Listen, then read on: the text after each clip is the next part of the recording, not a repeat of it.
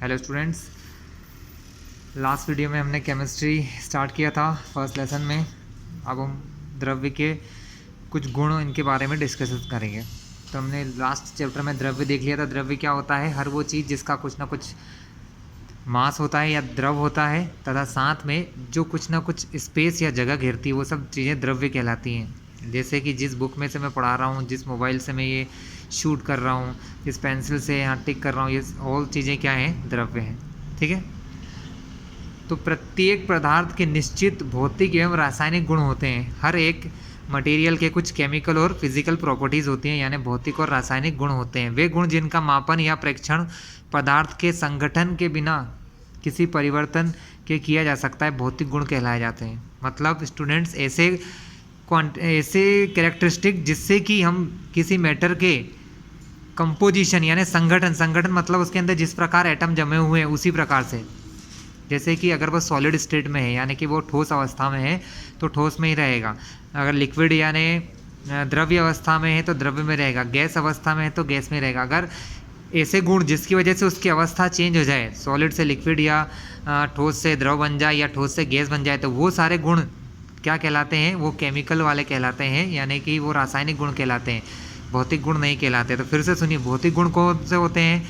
वे गुण जिनका मापन या प्रेक्षण, जिनको नापना या उनको देखना पदार्थ के संगठन में बिना किसी परिवर्तन के, पदार्थ का संगठन नहीं बदलना चाहिए। संगठन मतलब होता है कंपोजिशन। कंपोजिशन का मतलब कि उसके अंदर कितने एटम्स हैं, कितने मॉलिक्यूल हैं, वो किस तरीके से जमे हुए हैं, ये सब चीज़ें नहीं बदलना चाहिए स्टूडेंट। अगर ये बदल जाती हैं तो वो उसके भौतिक गुण या फिजिकल क्वालिटीज़ या फिजिकल कैरेक्टरिस्टिक नहीं कहलाती हैं।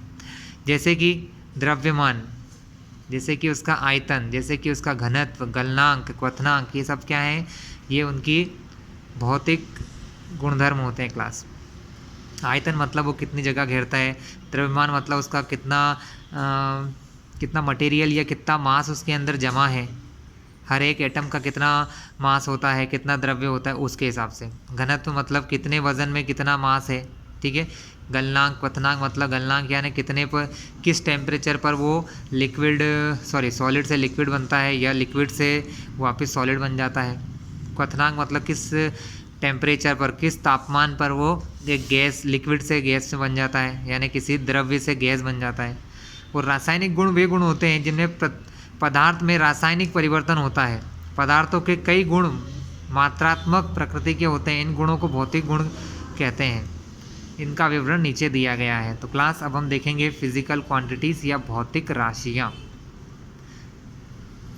भौतिक राशियाँ मतलब ऐसी राशियाँ जिनसे कि दूसरी चीज़ों को नापा जाए। जैसे कि एग्जाम्पल के लिए बताता हूँ, एरिया यानी होता है क्षेत्रफल। क्षेत्रफल को नापने के लिए हमें लंबाई की ज़रूरत होती है, लेकिन जो लंबाई होती है हमारी, लंबाई, चौड़ाई, ये सब क्या है? ये फिक्स्ड चीज़ें हैं। इनको नापने के लिए किसी और चीज़ की ज़रूरत नहीं होती है। तो भौतिक राशियाँ वो कहलाती हैं, या भौतिक बेसिक राशियाँ, आधारभूत भौतिक राशियाँ जिनको किसी और के टर्म में नहीं नापा जाता है, वो खुद ही अपने आप में एक डेफिनेशन है। जैसे कि लंबाई, द्रव्यमान, समय, ताप, क्षेत्रफल, आयतन तथा घनत्व आदि जिन्हें मापा जा सकता है, भौतिक राशियाँ कहलाती हैं, जिनको मेज़र कर सकते हैं, जिनको नाप सकते हैं। ठीक है। कुछ और भौतिक राशियाँ भी होती हैं, जैसे कि स्पीड या चाल, वेलोसिटी जिसको वेग कहते हैं, एसेलरेशन जिसको हिंदी में त्वरण कहते हैं, प्रेशर जिसको हिंदी में दाब कहा जाता है, एनर्जी जिसको हिंदी में ऊर्जा कहते हैं, पावर जिसको हिंदी में कार्य शक्ति कहते हैं, विद्युत धारा जिसको इंग्लिश में इलेक्ट्रिक करंट कहते हैं। ठीक है। ज्योति तीव्रता, पदार्थ की मात्रा, इसको मोल कहते हैं। Okay class. बल, संवेग, ये सब क्या है? फिजिकल राशियाँ हैं। लेकिन ये जो राशियाँ ऊपर लिखी हैं ये होती हैं आधारभूत, मतलब इनको नापने के लिए किसी और दूसरी राशि की ज़रूरत नहीं होती है।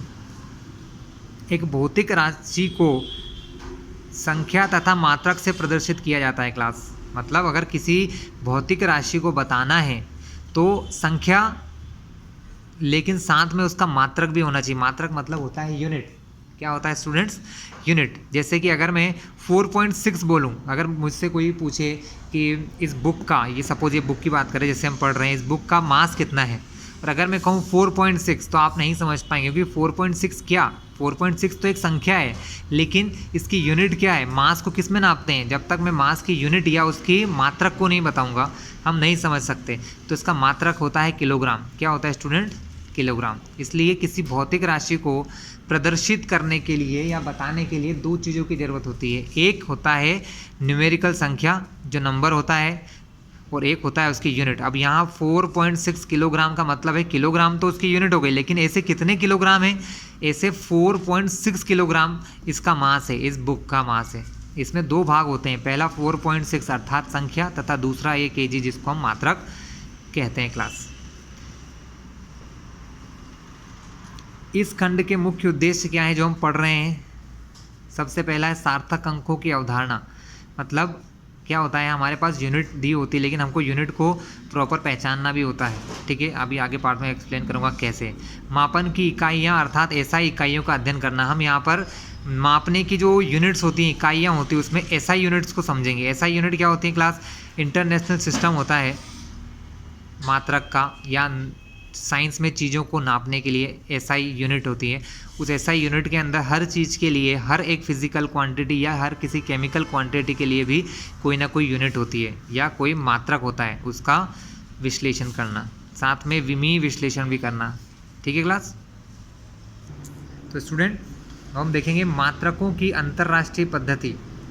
मात्रक मतलब जिससे हम किसी भी फिजिकल क्वांटिटी को नापते हैं, जैसे किलोग्राम, ठीक है, जैसे मीटर, जैसे सेकेंड, जैसे करंट की ऐसा यूनिट होती है एम्पियर। तो इन्होंने क्या करा है, हमारे जो साइंटिस्ट लोग थे उन्होंने एक यूनियन बनाया है, the international system of units, जिसको नाम दिया एसआई यूनिट सिस्टम। इस सिस्टम में हर एक इंटरनेशनल यूनिट जो पूरे वर्ल्ड में चलती है उसके लिए यूनिट से को एक्सप्लेन किया है, बताया गया है। एक मात्रक मापन में मानक के रूप में प्रयुक्त मात्रा यानी क्वांटिटी या विमाएँ होती हैं। विमाएँ क्या होती हैं क्लास, थोड़ा आगे पढ़ना पड़ेगा जब समझ में आएगा। जो मेन यूनिट है, जैसे मास मतलब द्रव्यमान, लेंथ मतलब कि लंबाई, और टाइम यानी कि सेकंड, टाइम के लिए होती है सेकंड। इन सब यूनिट को एक साथ लिखा जाता है। फॉर्मूला नहीं लिखते हैं हम, उसकी विमाएँ लिखते हैं क्लास, जिससे कि हम समझ सकते हैं। ठीक है, मात्रकों की अंतर्राष्ट्रीय पद्धति को संक्षेप में एसआई पद्धति कहते हैं। वास्तव में एसआई पद्धति फ्रेंच नाम सिस्टम इंटरनेशनल ऑफ यूनिट्स है क्लास।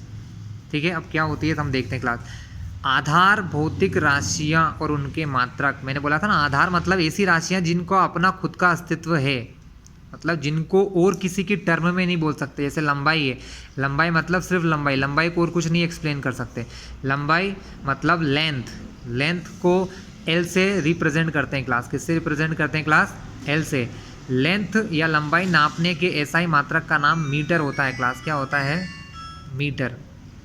जिसको रिप्रेजेंट करते हैं, इसको बताते हैं एम से। किससे बताते हैं क्लास, एम से। इसी के साथ द्रव्यमान, द्रव्यमान यानी कि एम, द्रव्यमान को रिप्रेजेंट करते हैं या बताते हैं एम से।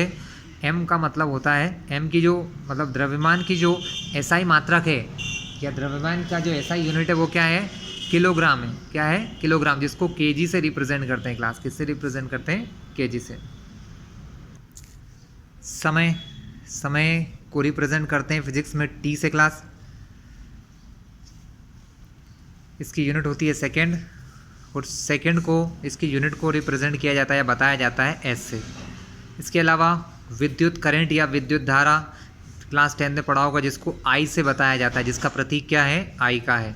आई को नापने की यूनिट एम्पियर है, जिसका साइन ए होता है क्लास। इसी के अलावा ऊष्मागतिक तापक्रम मतलब टेम्परेचर, टेम्परेचर को टी से रिप्रेजेंट करते हैं। इसका एसआई मात्रक केल्विन होता है, जिसको के से दर्शाया जाता है। इसके अलावा पदार्थ की मात्रा होती है, जिसको मोल में रिप्रेजेंट करते हैं, जिसको एन बोला जाता है, और मोल MOL, मोल। ज्योति तीव्रता, इंटेंसिटी ऑफ लाइट इंग्लिश में बोला जाता है, इसको IV से रिप्रेजेंट करते हैं। इसकी यूनिट होती है कैंडेला या CD। तो क्लास फिर से समझ लो, आधार भौतिक राशियों का मतलब ऐसी भौतिक राशियाँ जिनको दर्शाने के लिए जिनको बताने के लिए इनसे छोटी कोई राशि उपस्थित नहीं होती है, ये अपने आप में संपूर्ण है। इनको बताने के लिए किसी दूसरी राशि की, किसी दूसरी यूनिट की ज़रूरत नहीं होती है, वो कहलाती हैं आधार राशियाँ तथा ये उनके आधार मात्रक। ठीक है क्लास। अब हम देखेंगे व्युत्पन्न मात्रक। व्युत्पन्न मतलब होता है डेराइव्ड यूनिट, मतलब जो आधार मात्रकों से बनाई जाती है वो कहलाती हैं व्युत्पन्न राशियाँ तथा उन राशियों को बताने वाले जो मात्रक होते हैं वो होते हैं व्युत्पन्न मात्रक। मतलब जो आधार पर निर्भर होते हैं, जो आधार की राशियों पर निर्भर होते हैं। मापन की एसआई पद्धति में 7 मूल भौतिक राशियों के मात्रक पूर्व में दिए गए। मतलब इससे पहले मैंने आपको जो टेबल समझाया था उसमें 7 क्वांटिटीज़ थी, 7 राशियाँ दी थी भौतिक, है ना, और उनके मात्रक दिए थे। अब इन राशियों से दूसरी जो राशियाँ बनाई जाती हैं या इन राशियों से दूसरी राशियों की जो यूनिट बनाई जाती हैं वो कहलाते हैं व्युत्पन्न मात्रक और व्युत्पन्न राशियाँ। ठीक क्लास। क्लास अब हम देखते हैं पहली भौतिक राशि है क्षेत्रफल। आप सभी ने सुना है, क्लास 10 में पढ़ के आए हैं, आयत का क्षेत्रफल और वर्ग का क्षेत्रफल, इसको इंग्लिश में एरिया कहते हैं क्लास, है ना। इसकी जो फॉर्मूला होता है वो होता है लंबाई गुणित चौड़ाई। क्या होता है? लंबाई गुणित चौड़ाई। इसलिए लंबाई का मात्रक और चौड़ाई, लंबाई और चौड़ाई दोनों ही क्या हैं? दोनों ही लेंथ है या लंबाई है, तो इसलिए इन दोनों का गुणा होता है। तो यहाँ इसकी जो यूनिट बनती है या इसकी जो इकाई बनती है वो वर्ग मीटर होती है। क्या बनती है? वर्ग मीटर, क्योंकि मीटर गुणित मीटर तो क्या हो जाएगा? वर्ग मीटर हो जाएगा। तो क्षेत्रफल की जो यूनिट है वो यूनिट लेंथ की या लंबाई की है, मीटर पर डिपेंड कर रही है। किस पर डिपेंड कर रही है? मीटर पर, लेकिन पावर 2 लगा है, वर्ग मीटर m का स्क्वायर। इसी प्रकार जो आयतन होता है, वॉल्यूम, आपने पिछले साल 10th पास करके आए, आपने देखा होगा बेलन का आयतन, शंकु का आयतन, तो उनका जो आयतन की यूनिट होती थी वो आयतन की यूनिट घन मीटर होती थी क्लास, घन मीटर या घन सेंटीमीटर। तो घन मीटर कैसे आता है? क्योंकि आयतन का सूत्र होता है लंबाई गुणित चौड़ाई गुणित ऊंचाई। तो लंबाई की जो मात्रक है वो है मीटर, चौड़ाई का मात्रक भी मीटर, ऊंचाई का मात्रक भी मीटर, क्योंकि तीनों लंबाई ही है, एक प्रकार से तीनों क्या है? लंबाई है। वो अलग अलग दिशाओं में होती हैं इसलिए नाम अलग है। ठीक है, ये तीनों अलग अलग दिशाओं में होती है इसलिए अलग अलग नाम है। तो मीटर मीटर मीटर, इसलिए ये हो जाता है घन मीटर, यानी मीटर की घात 3। तो यहाँ पर भी आपने देखा ये जो आयतन की जो यूनिट है या मात्रक है मीटर क्यूब है। क्या है? Metre cube. वो किस पर डिपेंड करता है? वो लेंथ या लंबाई के मात्रक पर डिपेंड कर रहा है। उसी प्रकार क्लास घनत्व, जिसको इंग्लिश में डेंसिटी कहते हैं, क्या कहते हैं? जिसका सूत्र होता है द्रव्यमान बटे इकाई आयतन। क्या होता है? द्रव्यमान बटे इकाई आयतन। द्रव्यमान का होता है किलोग्राम प्रति, और आयतन का क्या होता है? घन मीटर। तो किलोग्राम प्रति घन मीटर, इसलिए इसको कहा गया है किलोग्राम पर मीटर क्यूब। अब यहाँ m की पावर -3 कहाँ से आया क्लास? तो आप देख लीजिए, मैं बताता हूँ। ये कुछ ऐसा है, किलोग्राम और प्रति जब भी लगा हो तो वो बटे में आएगा, ध्यान रखना। प्रति घन मीटर, घन मीटर यानी मीटर की घात 3। लेकिन अगर हम चाहें तो इस m3 को ऊपर ले जाएंगे तो ये प्लस से क्या बन जाएगा क्लास? माइनस बन जाएगा। इसलिए इसको पढ़ते हैं किलोग्राम पर मीटर क्यूब, अगर माइनस लगा है तो पर मीटर। ठीक है स्टूडेंट्स, इस प्रकार से। इसी प्रकार वेलोसिटी जो है, वेग, हिंदी में वेग कहते हैं, इंग्लिश में वेलोसिटी होता है। तो वेग की यूनिट होती है दूरी बटे इकाई समय। दूरी की यूनिट मीटर और बटे इकाई समय है तो प्रति सेकंड, मीटर प्रति सेकंड, यानी मीटर और अपॉन में सेकंड है, तो सेकंड ऊपर गया तो क्या बन गया? -1 बन गया क्लास। इसलिए अभी यहाँ पर भी क्या हुआ?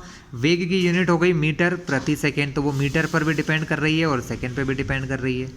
ठीक है क्लास। इस प्रकार एक और राशि है त्वरण। त्वरण जो होती है वो कहलाती है वेग परिवर्तन बटे इकाई समय।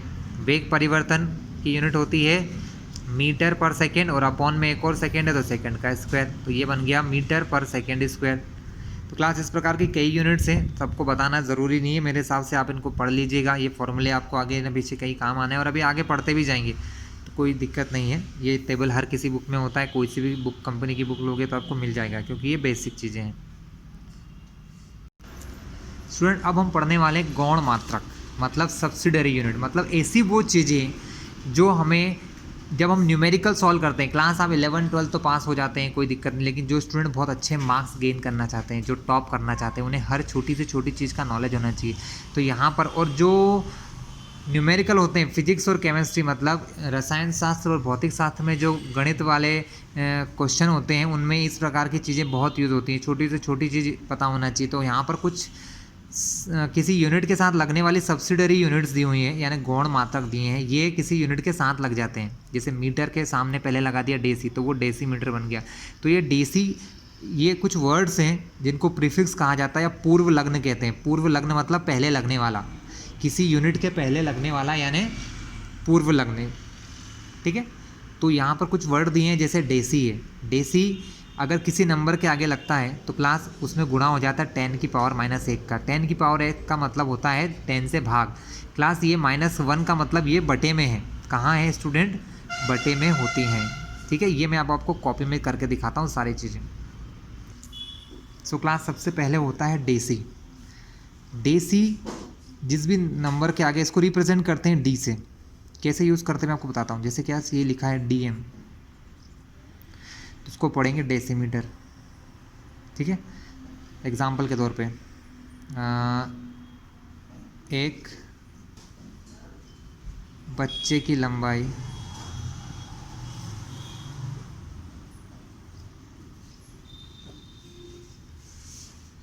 5 DM है, इस प्रकार। तो 5 DM को क्या आप क्या पढ़ोगे? डेसीमीटर। क्या पढ़ोगे? डेसीमीटर। डेसी का मतलब क्या होता है क्लास? डेसी का मतलब इसकी यूनिट को बदल नहीं रहा है, यूनिट तो इसकी मीटर ही है। डेसी क्या होता है? हम बड़ी यूनिट को छोटा सा लिखने के लिए हम डेसी का, मिली का, माइक्रो का, इस प्रकार के यूनिट का यूज़ करते हैं। तो क्लास डेसी का मतलब होता है, सो क्लास डेसी का मीन्स होता है, जहाँ भी डेसी लगा है इसका मतलब अपॉन में 10, या उसको अपॉन में 10 की जगह लिख सकते हैं 10 की पावर -1। क्योंकि क्लास अगर कोई वैल्यू अपॉन में है, जैसे ये मैं लिख लूँ आपके सामने 5/10 लिखा है, अगर ये 10 मल्टीप्लाई से ऊपर जाता है, सॉरी अपॉन में से ऊपर जाता है, तो यहाँ पर जो पावर होती है, जैसे 1 है तो ऊपर जाएगा तो -1 हो जाएगी, अगर 2 है तो ऊपर जाएगा न्यूमरेटर में या अंश में तो -2 हो जाएगी क्लास। तो 5 × 10 की पावर -1। तो अगर हम चाहें तो कभी भी डेसी की जगह 10 की पावर -1 रख सकते हैं, ठीक है स्टूडेंट्स। तो डेसी मीन्स क्या हो गया? 10 की पावर -1। इसी प्रकार कई सारी यूनिट्स है क्लास, जिनको मैं अब आपको डायरेक्टली बता दूंगा, समझा दिया मैंने। इसके अलावा एक और सेंटी बता देता हूँ क्लास आपको मैं। सेंटी आपने देखा होगा, सेंटी तो सभी जानते हैं क्योंकि सभी ने ये पढ़ा हुआ है कि 1 मीटर बराबर होते हैं 100 या 100 सेंटीमीटर। लेकिन ये कैसे होते हैं क्लास, आपको आज समझ में आएगा। सेंटी का मीन्स होता है क्लास 1/100। सेंटी का मीन्स होता है क्लास 1/100 यानी 1/100। 100 को हम लिख सकते हैं 10 की घात 2, क्योंकि 10 धाम 100 होते हैं। अब ये 10 की घात 2 जब ऊपर जाती है तो बन जाती है 10 की घात -2। यानी जो सेंटी वर्ड है इसको रिप्रेजेंट करते हैं C से। ये जिस भी चीज़ के आगे लगता है, पहले लगता है, उसको बदल देता है। जैसे मान लो ये मीटर के आगे मैंने लगाया तो ये बन गया सेंटीमीटर, ये लीटर के पहले लगाया तो बन गया सेंटीलीटर, ठीक है। अगर ग्राम से पहले लगा दिया तो सेंटीग्राम, लेकिन ज़्यादातर हमने आज तक यही सुना है सेंटीमीटर, क्योंकि ये चलता ज़्यादा है। Okay class. So class centi means होता है 10 की पावर -2। अब देखो मैं आपको एक्सप्लेन करता हूँ कि 1 सेंटीमीटर में 100 मीटर कैसे होते हैं क्लास। 1 सेंटीमीटर को 100 मीटर हम कैसे कह सकते हैं? आप sorry 1 metre is equal to 100 centimetre होते हैं, ये होता है हमारे पास, हमने आज तक जो पढ़ा था कि 1 metre is equal to 100 centimetre होते हैं। तो कैसे? देखिए क्लास, यहाँ सेंटी है, क्या है क्लास? सेंटी है। सेंटी का मीनिंग होता है 10 की पावर -2, या मैंने क्या बताया था, सेंटी का मतलब होता है 1/100। तो इस सेंटी की जगह मैं लिखूँगा 1/100, और ये मीट, जब सेंटी की वैल्यू रख दी तो यहाँ से C हट जाएगा, क्या बचेगा क्लास? M। आप 100 से 100 को कैंसिल कीजिए, आप क्या देखेंगे आपके पास क्या बचा? यहाँ भी 1 मीटर और यहाँ भी 1 मीटर। आया समझ में? यानी ये जो लिखते हैं हम 1 metre is equal to 100 centimetre, ये करेक्ट होता है। तो स्टूडेंट इसी प्रकार की कई सारी यूनिट हैं। कुछ यूनिट होती हैं जो छोटे नंबर्स को रिप्रेजेंट करने के लिए होती हैं, छोटे नंबर को रिप्रेजेंट करने वाली यूनिट जो सारी माइनस वाली हैं, और जो बड़े नंबर को रिप्रेजेंट करती हैं वो बड़ी यूनिट होती हैं। ठीक है, कैसे मैं आपको सब एक्सप्लेन करता हूँ। डेसी मतलब 10 की पावर -1, सेंटी मीन्स 10 की पावर -2, यूनिट सी है क्लास। मिली मीन्स एम, मिली यानी 10 की पावर -3। माइक्रो को रिप्रेजेंट करते हैं म्यू से, ये होता है 10 की पावर -6। इसी प्रकार नैनो, नैनो मीन्स होता है 10 की पावर -9। पिको, पिको मतलब 10 की पावर -12। इसी तरह क्लास फेम्टो होता है, फेम्टो मतलब 10 की पावर -15। क्लास ये जिस नंबर के आगे लगते जाएंगे वो नंबर उतना ही छोटा होता जाएगा। जैसे यहाँ लिखा है 1 FM, FM मतलब फेम्टोमीटर, यानी 1 फेम्टोमीटर जो है वो 1 मीटर का 1/10 की पावर 15, 10 की घात या 10 की घात 15 गुना छोटा है। मतलब ये किसी चीज़ को 10 गुना छोटा कर देती है। सेंटी किसी भी चीज़ को 100 गुना छोटा कर देता है। मिली किसी भी चीज़ को 1000 गुना छोटा कर देती है। उसी प्रकार माइक्रो जो होती है 10 की घात 6 यानी 10 लाख गुना छोटा कर देती है।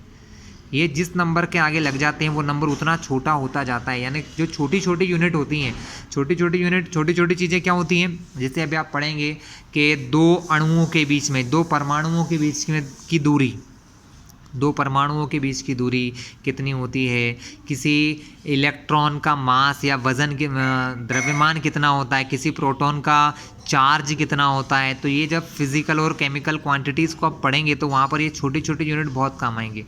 ठीक है, इसी प्रकार छोटी यूनिट को रिप्रेजेंट करने के लिए ये वर्ड होते हैं। उसी प्रकार बड़ी बड़ी चीज़ों, बहुत बड़ी बड़ी चीज़ों को नापने के लिए कुछ और यूनिट होती हैं। ठीक है, वो बड़ी बड़ी पावर्स होती है। कैसे, मैं आपको एक्सप्लेन करता हूँ। कुछ और नेगेटिव यूनिट्स भी हैं क्लास, जैसे ऑटो 10 टू द पावर -18 है, जेप्टो, योक्टो। अब हम पॉजिटिव पावर की बात करते हैं, पॉजिटिव पावर की बात, जैसे 10 की पावर 1 पॉजिटिव पावर को हम डेका कहते हैं क्लास। क्या कहते हैं, डेका। किसी किसी बुक में DECA भी लिखा होगा, स्टूडेंट ध्यान रखिएगा। मेन होता है इसका सिंबल, इसको हम रिप्रेजेंट करते हैं DA से। DAM कहीं लिखा है, इसका मतलब है डेका मीटर। जैसे कि माइनस में पावर -1 थी, वैसे प्लस में 10 की पावर 1।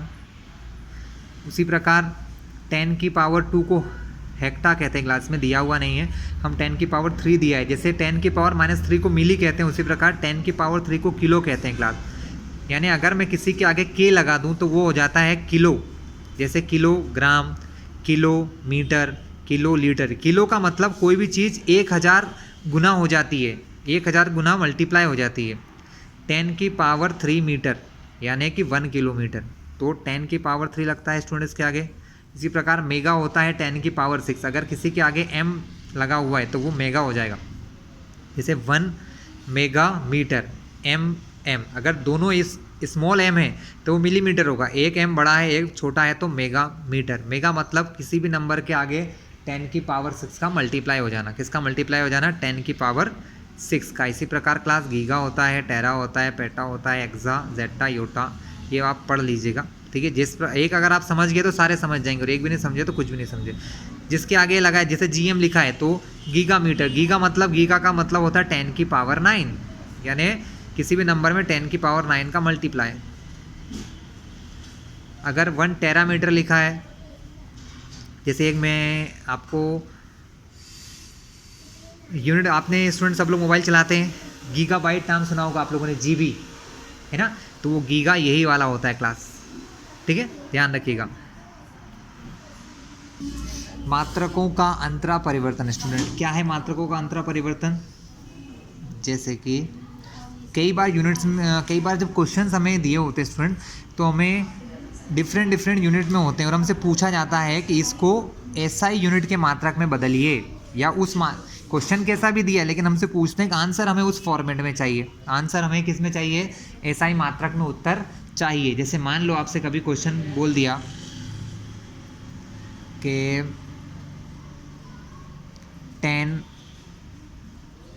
सेंटीमीटर किसी ऑब्जेक्ट की लेंथ है, अब इसको किस में चेंज करो, मीटर में चेंज करो, है ना। तो आप क्या करेंगे, आपको ये तो पता होगा सेंटी का मतलब क्या होता है क्लास, सेंटी का मतलब होता है 1/100। क्या होता है स्टूडेंट, 1/100। 100, यानी कि 10 सेंटी की जगह लिखा मैंने 1/100, और यहाँ क्या बचा खाली मीटर, तो सेंटी से किस में चेंज हो गया, सेंटीमीटर से मीटर में चेंज हो गया, तो आंसर हो गया 1/10। आंसर क्या आ गया 1/10 मीटर। ठीक है स्टूडेंट, तो सेंटीमीटर को कैसे चेंज कर लिया आपने मीटर में। इसी प्रकार कई अलग अलग यूनिट्स भी होती हैं क्लास, जैसे एक सबसे कॉमन यूनिट आपको जो केमिस्ट्री में मिलेगी वो मिलेगी एंगस्ट्रॉम। क्या मिलेगी, angstrom. 1 angstrom is equals to कितना होता है student, 1 angstrom is equals to होता है 10⁻⁻10 मीटर। कितना होता है स्टूडेंट, 10⁻⁻10 मीटर होता है। अब आपको दिया होता है कि सोडियम के अंदर 2 इलेक्ट्रॉन या सोडियम की जो एटॉमिक रेडियस होती है वो होती है 15 एंगस्ट्रॉम। सोडियम की जो एटॉमिक रेडियस है वो कितनी है, 15 एंगस्ट्रॉम है। तो इसको एसआई यूनिट में बताइए, तो 15 एंगस्ट्रॉम को अब एसआई यूनिट में बताना है, तो आप क्या करोगे, 15 एंगस्ट्रॉम का मतलब होता है 10⁻⁻10 मीटर। तो आपका आंसर क्या आ गया कि सोडियम की जो एटॉमिक रेडियस है वो हो गई 15 × 10⁻⁻10 मीटर, अगर मीटर में रिप्रेजेंट करना है। तो क्लास यहाँ पर एक इम्पोर्टेंट रिजल्ट जो कि हमको बुक में उसमें नहीं दिया था, 1 एंगस्ट्रॉम इज इक्वल्स टू होता है 10⁻⁻10 मीटर, जो कि केमिस्ट्री में सबसे इम्पोर्टेंट एग्जाम्पल यूनिट है, किसके लिए, लेंथ ज्ञात करने के लिए। ओके स्टूडेंट, बाकी मैं आपको नेक्स्ट वीडियो में एक्सप्लेन करूँगा।